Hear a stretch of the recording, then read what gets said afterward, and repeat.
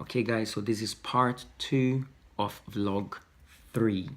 We're talking about difficult to explain movements or parts of capoeira that are difficult to explain or to comprehend. Okay, so I don't want to create a sort of a idea that this is so difficult to explain, so subjective, so personal that you cannot exercise or you cannot practice. That's not what I'm saying. I suppose what I am saying is I'm being careful because it is a subject that is in the domains of experience, perhaps more than really fully comprehend. I don't think you should fully comprehend every single type of chamada before you try. I think trial and error is important here. Now, I'm saying this from personal experience. I'm not suggesting and I'm not saying that that's what teachers should do. That's not what I'm saying. I'm saying from personal experience, I was not scared or worried about trying to do chamadas when I was young. And perhaps I wasn't because people were doing to me. So think about that. They're doing to you and then they do 1, 2, 3, 4 times and one day you're going to do to someone else. Okay? Now I know a lot of capoeiristas listening to this. It's probably going to start to ask, when do I do a chamada? How do I do a chamada? Why do I do a chamada? All of these infinite questions about chamada, okay? Now, I don't want to dodge those questions. I don't want to just kind of tease you with this subject and then not actually talk about them. But I can give you some experience that I have had from the mestres. The first thing I want to talk about is in a more poetic way of seeing a chamada.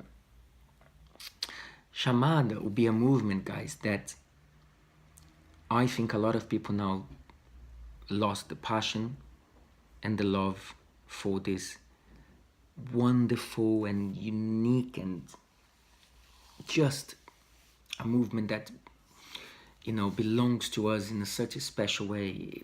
For me, it's a heritage of a culture all there in this body language, in this way to move the body. Right, this is a subject that I really have to really open my eyes for every time someone does one, or the masters when they talk about, or when you meet a master that you're gonna ask them about. If you don't have much time with that master, that's one question you need to ask. By my understanding and talking to the masters, there's a few points I want to say. One main point that I used to think when I was a child, this is me as a child now, is that chamada was for you to rest, okay? So you're tired in the game, you do a chamada, yeah? Then later from many masters told me that's not why you do a chamada. You don't do a chamada because you're tired, because that could perhaps really kill the essence of what chamada really is. So ultimately speaking, and very in a nutshell, chamada is a trap.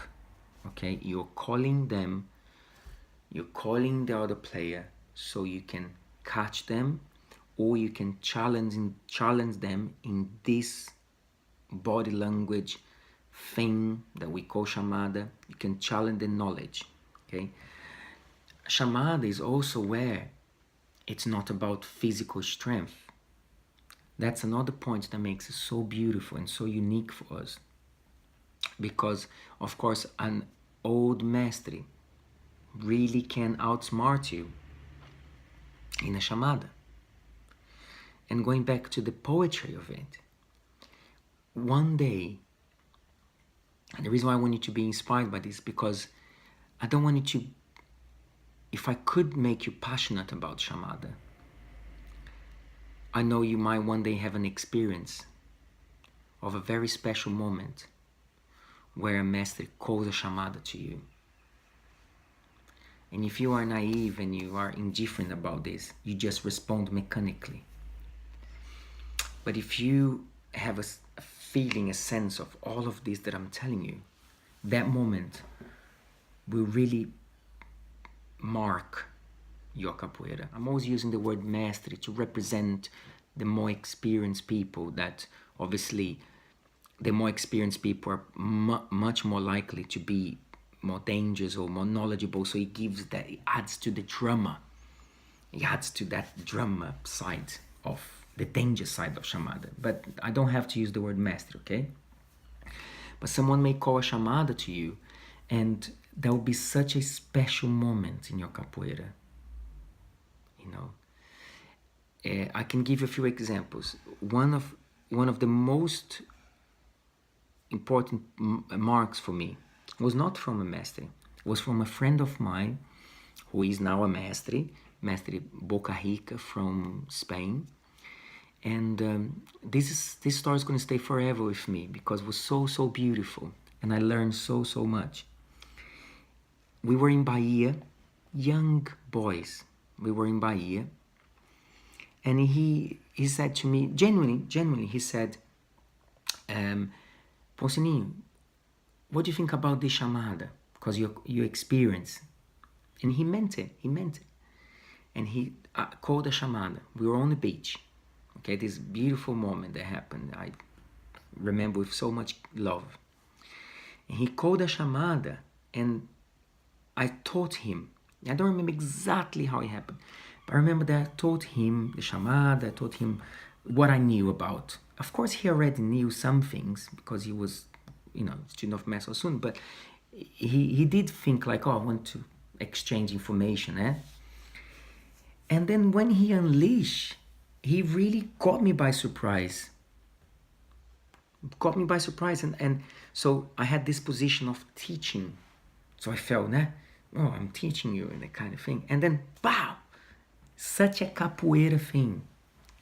And I think, thinking back now, he was surprised as well. He was a bit like, oh man, no, sorry, I didn't mean to, genuine. And I remember feeling friend-like and thinking, oh no, it's okay, that's good, And I know some of my stories sound like a picture that I make up, but it was like that, guys. It was kind of evening on the beach in Ilhéus, and it was a really special moment for me. And I learned so much by teaching someone a chamada or a point about a chamada, and then immediately being tripped and taking, and I fell. And that story for me, it resonates in my heart sometimes more than a game that I said, oh, did you see that game that I did that handstand? Or I like that too, of course, as I'm young and stuff, but that was already more powerful for me, experience wise, very much more powerful. I also remember the first time that someone did something that I don't like. I don't encourage my students to do it at all, but it's out there, and some people, I'm sure some people still do, which was one day I played and I nearly I tripped this guy, and I got, I was playing really well, and he acted so beautifully, and he went, oh, to shake my hand, and I was full of myself, really thinking, I played really well. I showed the masters. I was, I gave him a cabeçada, something like that. And he was so genuine when he stretched his hand that I just went for it. My heart was like proud. And he pulled my hand and chapa, benção, right here. I told my students that his shoe, the mark of his shoes was there in my chest. When I went home and I lifted my t-shirt, like I could see the red here. Have a think about how much that,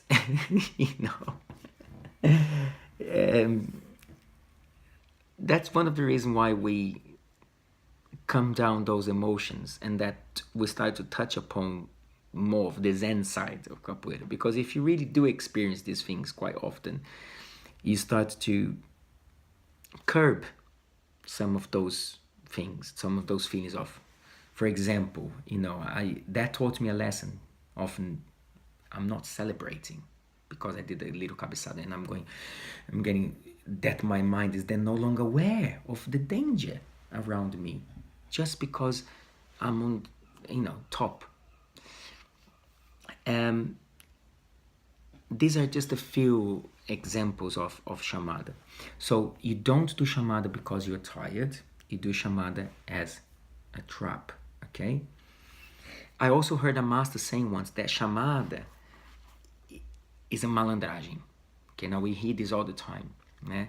What's chamada? Chamada is the ultimate malandro. Think about. The ultimate malandro is someone who does a good chamada. It doesn't need physical strength. It doesn't. It's psychological. It's subjective. It's artistic. It's personal to you. So it's a malandragem.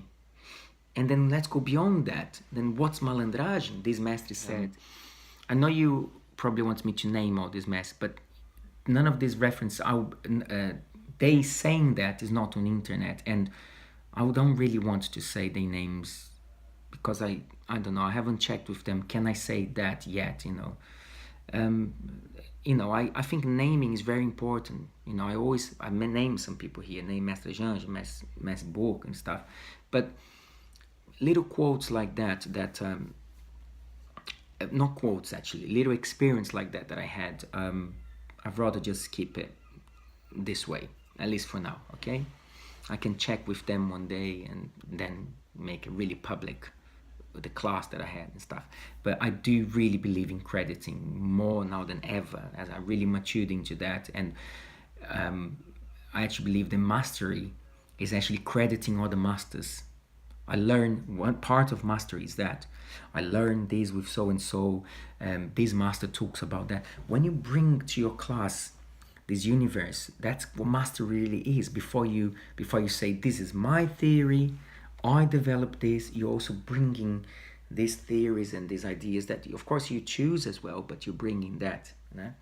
So the master was asked, then what's malandragem? And he said, malandragem is to lie beautifully. What did he meant by that? Is to lie. Oh, I'm going there, but I'm not going there. Oh, I'm going there, but I'm not going there. Oh, come this way. So it's the idea of this quirky idea of physical cunning and lying with your body. I hope that begins to inspire you. I'm not sure I did a fantastic job with this, but it really is the beginning of a fantastic, amazing, beautiful subject, and I really want you guys to open your hearts and start to look more chamada and learn more and practice more, and then leave more chamada. Just let chamada happen. You have many amazing moments like this as well in your career that you might have not noticed before, okay? Because we are, again, too focusing the movement of this and that and showing this and displaying that, and we forget. Now, we have a risk of falling into the mechanics. You have a risk of you going, all right, you're going to do lost chamadas now, and then fall into that mechanics. But I think even that is great. But then we go beyond that as well. So if you have a risk of being too mechanical about doing chamada because I told you to do chamada or something like that, that's okay. That can also pass, and you can mature more. The right amount of passion in your heart and experience, and those things will then fall into a beautiful place that we call culture. That's it.